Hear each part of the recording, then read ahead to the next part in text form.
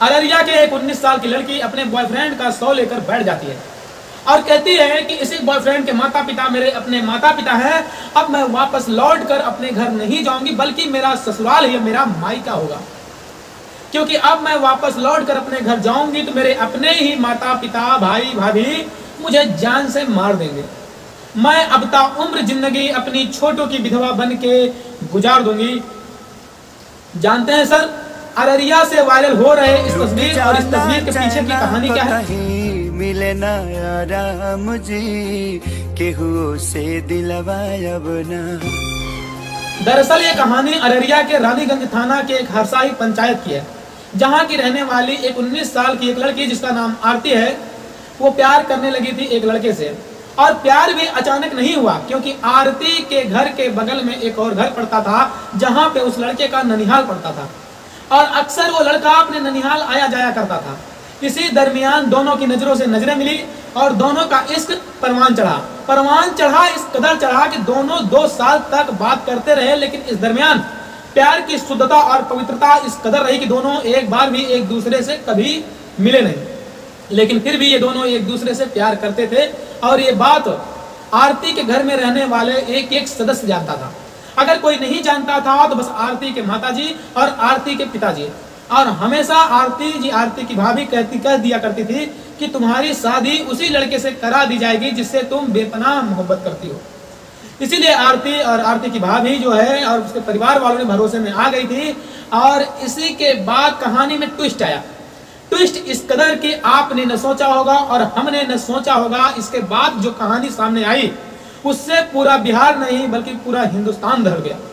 कहानी ये आई कि भाभी और आरती की भाभी कुछ अनबन इस बात को लेकर हुई ये नहीं पता है, लेकिन भाभी ने फोन किया आरती के बॉयफ्रेंड छोटू के पास था, जिसका नाम छोटू कुमार बताया जा रहा था। और बीच में मैं बता दूं कि दोनों भी यादव जाति से बिलोंग करते थे और जाति का ट्विस्ट न आता तो अब तक कहानी कुछ और बन रही होती। लेकिन दोनों यादव कास्ट से आते हैं, इसलिए अब इसमें आप कुछ नहीं कर सकते। दोनों एक ही जाति से प्यार करते थे, इसके बावजूद दोनों को जुदा करने के लिए इस साजिश रची गई। और किस स्तर पर उतर गए ये मैं बताने में मेरे रोंगटे खड़े हो जा रहे हैं। जब भाभी और आरती की भाभी अनबन हुई तो भाभी ने फोन किया आरती के बॉयफ्रेंड यानी छोटू कुमार के पास और फोन करके कहा कि आज तुम्हारी गर्लफ्रेंड का जन्मदिन है, तुम चले आओ। लेकिन फिर भी आरती ने फोन, जब भाभी और आरती की अनबन हुई तो भाभी ने फोन किया आरती के बॉयफ्रेंड यानी छोटू कुमार के पास और फोन करके कहा कि आज तुम्हारे गर्लफ्रेंड का जन्मदिन है, तुम चले आओ। लेकिन फिर भी आरती ने फोन करके बताया था कि बाबू तुम मत आना, यहाँ सब कुछ ठीक नहीं है। लेकिन लड़के के सर पर प्यार का भूत इस कदर सवार था, उसने न ऊपर देखा न नीचे, न आओ देखा न ताओ देखा और रात के 9 बजे आरती के घर मिलने चले आया। और जब दोनों को आपस में गपशप कर रहे थे उसी दरमियान भाभी ने अपने ही घर में और हल्ला शोर मचाना शुरू कर दिया। उसने ये बताया कि ये देखिए कि किसी गलत इरादे से कोई लड़का हमारे घर में घुस आया है। इसके बाद जो वही हुआ जिसकी कल्पना कोई नहीं कर सकता। घर वाले उठे जगे और बिना कोई बात सुने जाने बूझे लड़के को पीटना मारना शुरू कर दिए। लड़की चिल्लाती रही, लड़की बताती रही, लेकिन लड़की की कहानी सुनने के लिए कोई तैयार नहीं था। लड़की की भाभी और बहनोई मिलके उस लड़के को मारा और जब लड़की बचाने का प्रयास करने लगी तो लड़की को दूसरे कमरे में ले जाके बंद कर दिया गया और लड़के को दूसरे कमरे में।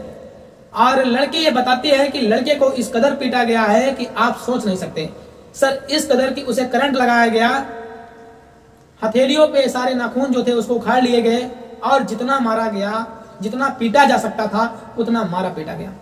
अब बस आप यही सोच लीजिए कि रात के 9 बजे की घटना है, 9-10 बजे की तकरीबन, और सुबह में 4-5 बजे तकरीबन परिवार वालों को यह खबर पता चली। जब परिवार वालों को यह खबर पता चली तो वहां भी बहुत तमाशा होता है और इसके बाद पुलिस आती है। पुलिस आने के बाद तो लड़की के शव को अपने कब्जे में लेती है और ले जाके अस्पताल में पोस्टमार्टम के लिए भेज दिया गया। और जब पुलिस लड़की के शव को लेकर जा रही थी तब लड़की भी साथ में जाने के लिए तैयार हो गई। वो मानने को तैयार ही नहीं थी कि उसका बाबू, उसका सोना और जिससे वो बेपनाह मोहब्बत करती थी वो मर चुका है। वो साथ में जाना चाहती थी, हालात को देखना चाहती थी। जब मैं आपको फिर भी बता देता हूं कि लड़की की उम्र बेहद नाजुक थी, इसके बावजूद भी वो लड़के अस्पताल तक गई पोस्टमार्टम रिपोर्ट तक साथ में रही और इसके बाद जब हालात बहुत खराब हो गए तो लड़के के घर वालों के पास चली गई।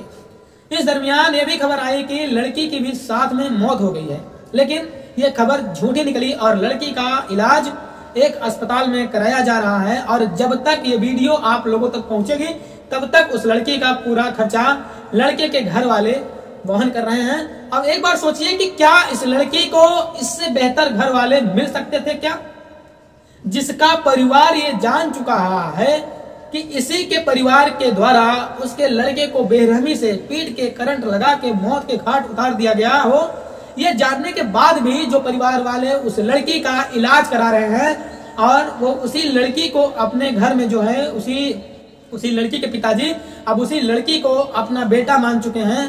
क्या आपको लगता है कि लड़की को इससे बेहतर ससुराल कोई और मिल सकता था? जानते हैं सर ऐसा क्यों मारा, उस लड़की को क्यों मारा? सिर्फ इसलिए मारा क्योंकि वो लड़का उस लड़की के हैसियत का नहीं था, सिर्फ इसलिए क्योंकि वो कहती थी कि मैं इससे प्यार करूंगी।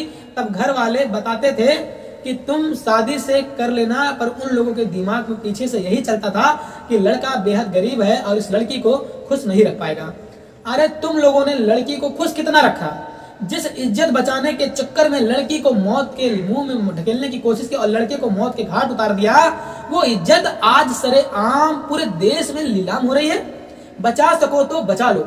इसीलिए कहते हैं कि प्यार करना गुनाह है या गुनाह नहीं है, बात की बात है, लेकिन ये सोचने वाली बात है कि जब गुस्से में जब प्री प्लान करके आप इस तरह का कोई काम करते हैं और ये सोच के करते हैं कि हम ये करेंगे तो करेंगे, हमारी इज्जत साफ बची रहेगी, तब के बाद ये होता है जो इस लड़की के मामले में हुआ। और फिलहाल का अपडेट ये है कि लड़की लड़के के शमशान घाट तक गई। लड़की ने भी आदमी की और उस लड़की ने बता दिया है कि प्यार का असली मतलब क्या होता है। बाकी मैं प्यार को ज्यादा लेक्चर नहीं दूंगा, वो सब लोग जानते हैं कि क्या चीज कितना सही है, क्या चीज कितना गलत है। बस मैं इस मामले में इतना जानता हूं कि लड़की के घर वालों ने जो किया वो 101% सही नहीं किया।